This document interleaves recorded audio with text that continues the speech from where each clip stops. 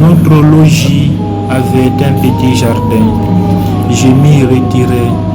Alipus me suivait pas à pas. Nous nous assîmes le plus loin possible de la maison. J'étais tout frémissant, l'esprit bouleversé par une extrême indignation. Cette vague d'indignation venait de ce que je ne me rendais pas à l'alliance que tu voulais me voir décider avec toi. Je m'arrachais les cheveux, me frappais le front et dans mes doigts crispés enfermais mes genoux. Ainsi, j'étais malade et j'étais à la torture, m'accusant moi-même avec plus d'aigreur que jamais, me tournant et me retournant dans mes chaînes, attendant de me voir les rompre définitivement. Elle ne me retenait plus qu'à peine, mais elle me retenait pourtant. Au-dedans de moi, je me disais, en effet, voici le moment d'en finir, le moment de dire oui, et en même temps que je formulais la chose, j'allais vers la décision. Déjà, j'étais au bord de l'acte, mais l'acte ne venait pas. Je ne retombais pourtant pas dans les abîmes passés. Restant sur le bord, j'étais là, immobile et reprenais haleine. Et à nouveau, je faisais une tentative et il s'en fallait de presque rien. De rien. Je touchais au but, je le tenais, mais non, je n'y étais point, je n'y touchais point, hésitant à mourir à la mort, à vivre à la vie. Plus l'instant approchait, plus il me frappait d'épouvante. Tel était mon état. Pour moi, j'allais m'étendre, je ne sais trop comment, sous un figuier, et je donnais libre cours à mes larmes.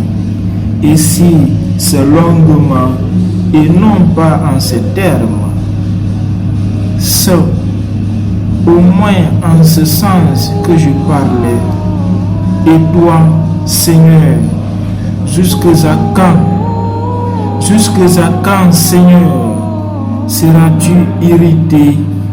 Jusqu'à la fin, ne regarde pas le souvenir de nos iniquités, car je sentais qu'elle me retenait encore et je poussais des cris appelant la pitié. Encore combien de temps?